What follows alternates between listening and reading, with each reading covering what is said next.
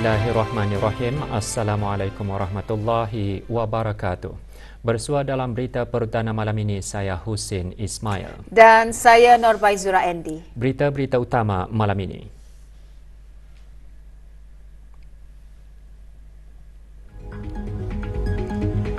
Kebawah Duli Yang Maha Mulia Paduka Seri Baginda Sultan dan Yang di-Pertuan Negara Brunei Darussalam berkenan menghantar titah-titah perutusan tahniah sempena Hari Kebangsaan Thailand.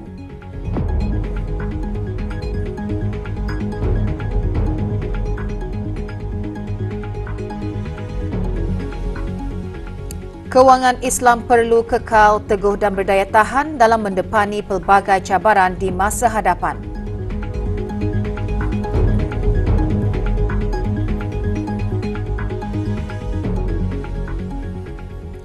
Kebawah Duli Yang Maha Mulia Paduka Seri Baginda Sultan Haji Hassan Al-Bolkiah Muizzaddin Wad Daulah Ibni Almarhum Sultan Haji Omar Ali Saifuddin Sa'adul Khairiwaddin Sultan dan Yang di-Pertuan Negara Brunei Darussalam telah berkenan menghantar titah-titah perutusan tahniah kepada Kebawah Duli Yang Maha Mulia Raja Maha Vajiralongkorn Fra Wajirak Lau Chow Yu Hua Raja Thailand ke semua ahli kerabat diraja. Tuan Yang Terutama Seta Tawisin, Perdana Menteri Thailand serta kerajaan dan rakyat Thailand bersempena dengan Hari Kebangsaan negara tersebut.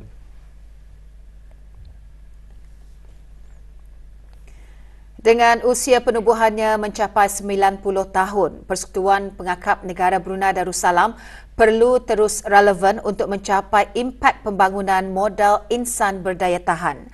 Keberangkatan ke bawah Duli Yang Maha Mulia merasmikan Jambori Nasional ke-5 Negara Brunei Darussalam menjadi motivasi dan inspirasi kepada pergerakan pengakap untuk terus menyediakan program-program pembangunan untuk generasi muda. Sorotan Majlis Jambori Pengakap 2023 mengimbas kembali detik-detik manis sepanjang majlis tersebut berlangsung.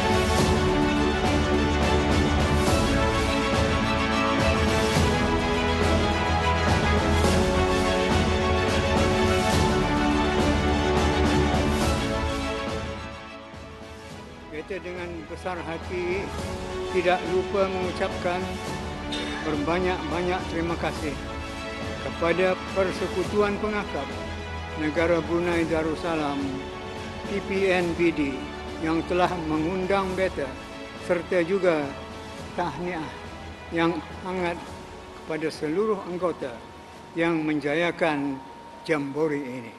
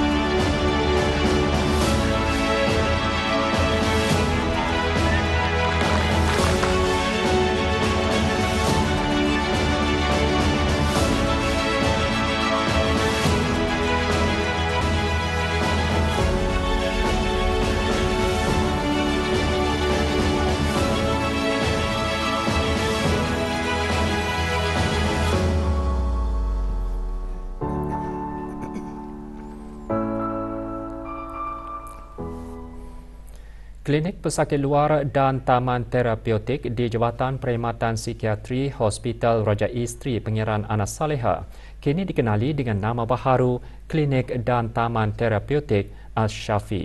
Nama baharu itu dihasrat dapat meningkatkan penerimaan masyarakat terhadap perkhidmatan kesihatan mental. Perasmian penukaran nama klinik tersebut disempurnakan oleh Yang Berhormat Datuk Seri Setia Dr. Awang Haji Muhammad Isham bin Haji Jaafar, Menteri Kesihatan.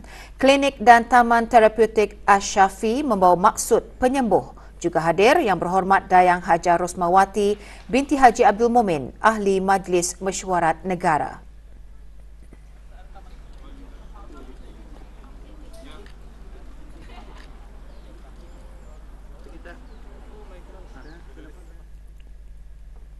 Sambutan Hari Sukarelawan Antarabangsa tahun ini mengiktiraf kekuatan tindakan yang dilaksana secara kolektif melalui tema Andai Semua Orang Melakukannya. Tema memfokuskan kepada usaha serta tindakan secara kolektif oleh semua lapisan masyarakat. Tema tersebut bertepatan dengan inisiatif Kementerian Kebudayaan Belia dan Sukan melalui kempen Hari Bertindak yang diungkayahkan oleh kementerian berkenaan dan ia merupakan maraton kerja-kerja sukarelawan sempena dengan sambutan tersebut. Perkara itu terkandung dalam perutusan Yang Berhormat Datuk Seri Setia Awang Haji Nazmi bin Haji Muhammad, Menteri Kebudayaan Belia dan Sukan, sempena sambutan Hari Sukarelawan Antarabangsa. Jelas Yang Berhormat, bagi meningkatkan kesedaran berkaitan budaya kesukarelawanan dalam kalangan masyarakat Brunei, terutamanya kepada golongan belia, kementeriannya mewujudkan platform kempen Hari Bertindak bagi memberi kesedaran dan menggalakkan penglibatan masyarakat dalam program dan aktiviti kesukarelawanan dan kemanusiaan melibatkan semua lapisan masyarakat dari kalangan masyarakat Brunei. Yang Berhormat juga menjelaskan sehingga tahun 2022, kempen ini berjaya menghimpunkan lebih 3,000 sukarelawan melalui pelaksanaan lebih 200 aktiviti. Yang Berhormat menambah, COVID-19 telah membuktikan kepada negara semua sukarelawan ialah perawatnya yang setia. Dalam mengharungi episod duka itu, keringat sukarelawan Barisan Hadapanlah yang sama-sama membantu semua agensi terutama dalam memastikan COVID-19 tidak menular. Sambutan Hari Sukarelawan Antarabangsa diraikan pada setiap 5 Disember merupakan mandat daripada Pertubuhan Bangsa-Bangsa Bersatu pada tahun 1985. Hari Sukarelawan Antarabangsa merupakan peluang unik untuk sukarelawan dan organisasi meraihkan usaha mereka berkongsi dan mempromosi kerja serta menyumbang kepada keamanan dengan menyokong pengiktirafan sukarelawan dalam program pembangunan. Petang tadi, Kementerian Kebudayaan Belia dan Sukan mengadakan majlis doa kesyukuran sempena sambutan Hari Sukarelawan Antarabangsa 2023. Hadir Yang Berhormat Datuk Seri Setia Awang Haji Nazmi bin Haji Muhammad, Menteri Kebudayaan Belia dan Sukan. Pengisian acara antaranya selawat tafrijiah, tazkirah bertajuk Kerja Sukarela, Andai Semua Orang Melakukannya dan doa bagi kesejahteraan serta keselamatan rakyat Palestin.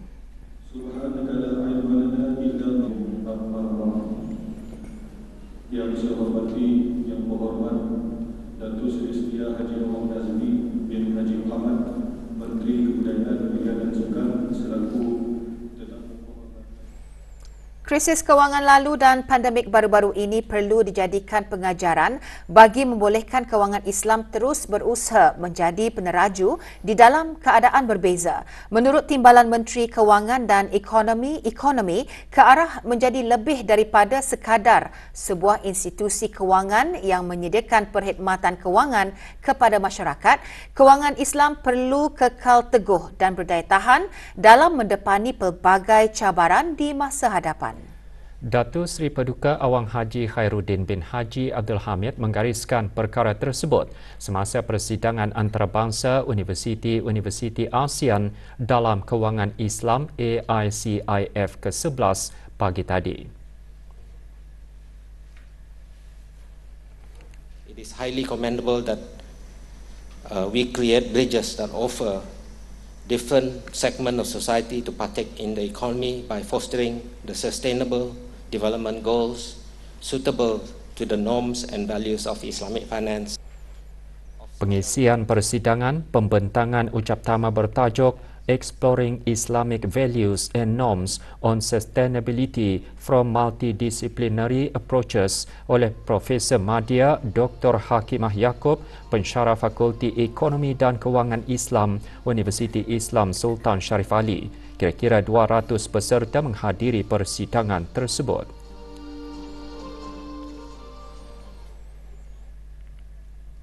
Kementerian Hal Ehwal Ugama menerima 78 buah buku merangkumi aspek budaya, sains dan lanskap secara sumbangan Kedutaan Besar Republik Rakyat China. Ikuti bahan beritanya selepas ini.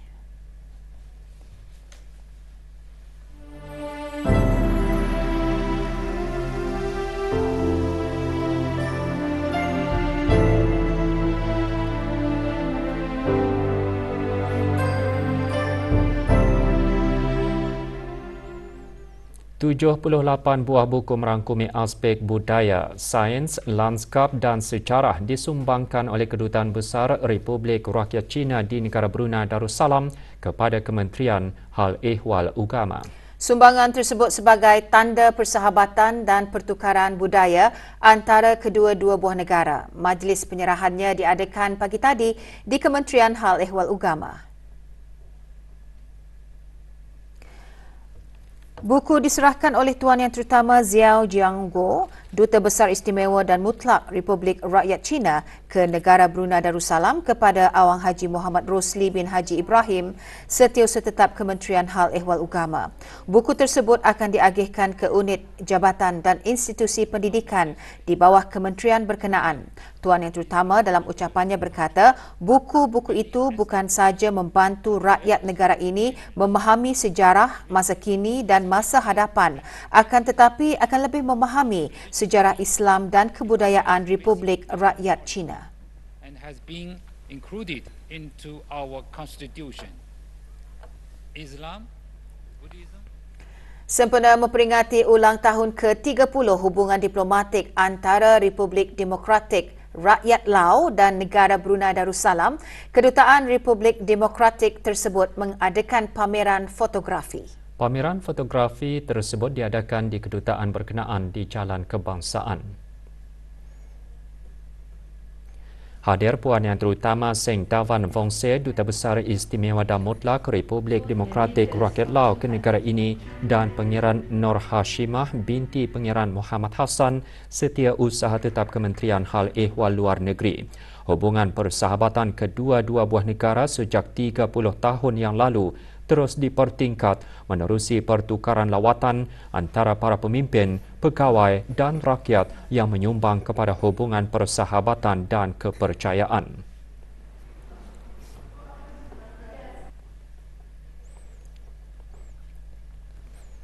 Keputusan Program Penilaian Pelajar Antarabangsa PISA 2022 bagi 81 negara dan ekonomi yang ikut serta diumumkan oleh Pertubuhan Kerjasama dan Pembangunan Ekonomi OECD di Paris hari ini. Negara Brunei Darussalam jelasnya adalah salah sebuah dari 3 negara ASEAN teratas dalam semua domen PISA 2022. Perkara itu dijelaskan oleh Setiausaha Tetap Pendidikan Teras Kementerian Pendidikan semasa sidang media mengenai keputusan program PISA 2022 yang berlangsung lewat petang tadi di Kementerian Pendidikan. Negara Brunei Darussalam juga satu-satunya negara dengan prestasi kedua-dua kategori pelajar meningkat sebanyak 13 mata berbanding tahun 2018. Lebih 5,000 pelajar daripada 54 buah sekolah menengah di negara ini telah mengambil bahagian dalam kajian tersebut. Negara Brunei Darussalam adalah salah satu daripada 3 negara-negara ASEAN yang menjalankan kajian ini dalam bahasa Inggeris. Skor bagi negara Brunei Darussalam di ketiga-tiga domen adalah 442 bagi matematik, 429 bagi membaca dan 446 bagi sains. Ini adalah peningkatan yang sangat ketara dan signifikan dibandingkan kajian PISA 2018 dengan peningkatan sebanyak 12 skor dalam matematik, 21 skor dalam membaca dan 15 skor dalam sains. Hampir RM39,000 disumbangkan kepada tabung kemanusiaan rakyat Palestin petang tadi. Sumbangan dari Sekolah Antarabangsa Islam Miftah An-Nur diterima oleh Dayang Haja Nur Ashikin binti Haji Johari Setiausaha Tetap Kemasyarakatan Kementerian Kebudayaan Belia dan Sukan. Dana berkenaan adalah hasil kutipan yang telah dijalankan oleh penuntut-penuntut melalui kutipan derma daripada ahli keluarga mereka dan projek amal Charity Bag Sale sekolah berkenaan.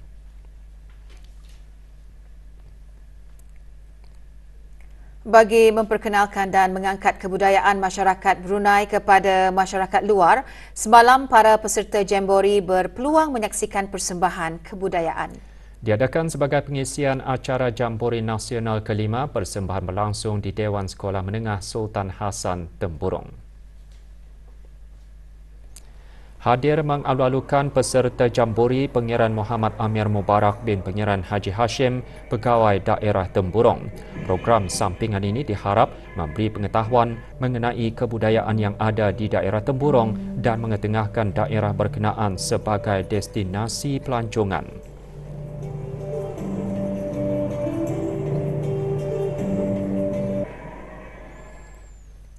Sementara itu, para peserta Jambori Nasional pagi tadi mengadakan lawatan ke Batalion Kedua Tutong Kem Angkatan Bersenjata di Raja Brunei.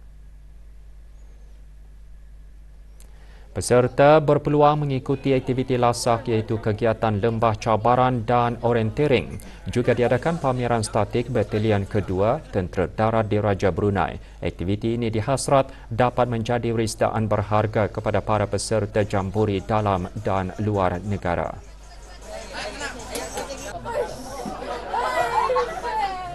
Kemudian kita juga di sini ada kegiatan pertukaran kebudayaan dan yang paling penting adalah 15 tahun ke depan, 20 tahun ke depan ketika budak-budak ini sudah dewasa, mereka yang memimpin Indonesia dan mereka jumpa sama budak-budak dari Brunei, memimpin Brunei juga dan hubungan silaturahmi semakin erat, tetap terjaga. Kita dapat tengok pelajar-pelajar didedahkan dengan efek-efek militeri. Kemudian nanti akan diadakan latihan obstacle. Okey, jadi ini satu pengalaman yang baru bagi pelajar-pelajar dalam kehidupan mereka. Mereka dapat membina satu keyakinan jati diri yang jarang-jarang, yang sangat sukar diperolehi di sekolah. Pengalaman yang saya dapat daripada Jambori ini, saya dapat mempelajari tentang budaya dan adat kontingen-kontingen lain dan juga saya dapat merasa makanan-makanan di negara Brunei ini. Pengalaman di sini saya dapat pelajari tentang keselamatan, ketenteraan dan juga cara-cara menggunakan senjata. Ceramah khas juga diadakan sebagai pengisian aktiviti sempena Jambori Nasional ke-5 yang diadakan di tapak perkemahan Bukit Bendera, daerah Tutong. Ceramah khas bertajuk Ukhuwah Membentuk Kecemerlangan antara lain menerangkan tentang kepentingan doa dan ikhlas dalam kehidupan serta peranan dalam menjalankan amanah. Ceramah dikendalikan oleh Persekutuan Pengakap Negara Brunei Darussalam melalui unit Ugama.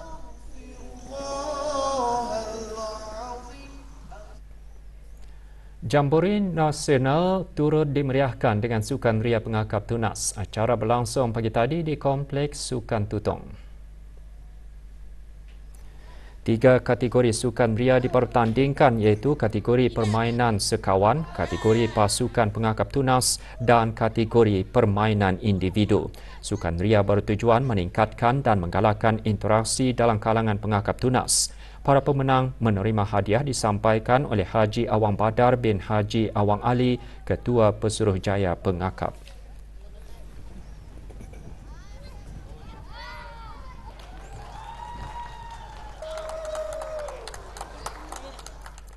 Program Multaka Melayu Islam Beraja Anjuran Bersama Pusat Sejarah Brunei, Kementerian Kebudayaan Belia dan Sukan dengan Pejabat Sekretariat Majlis Tertinggi Melayu Islam Beraja, Kementerian Pendidikan dan Persatuan Motosikal Darussalam Pemuda bagi para peserta 21st Borneo Island International Big Bike Festival merupakan pendekatan baharu untuk memberikan informasi sejarah kepada masyarakat Brunei Darussalam dan Borneo. Pada sidang media pagi tadi, pemangku pengetua Pusat Sejarah Brunei menyentuh mengenai perisian program termasuk taklimat sejarah hubungan awal Brunei dengan Borneo.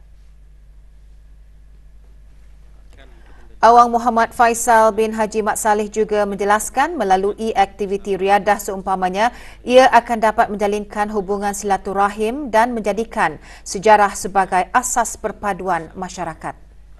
Persatuan Motosikal Brunei Pemuda bagi peserta-peserta.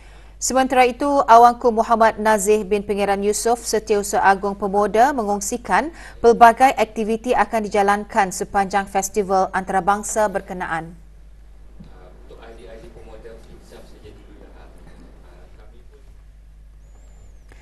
Pendaftaran bagi mendapatkan keputusan peperiksaan sijil pelajaran agama Brunei SPUB tahun 1444 Hijrah bersamaan dengan 2023 melalui perkhidmatan pesanan ringkas SMS akan dibukakan esok.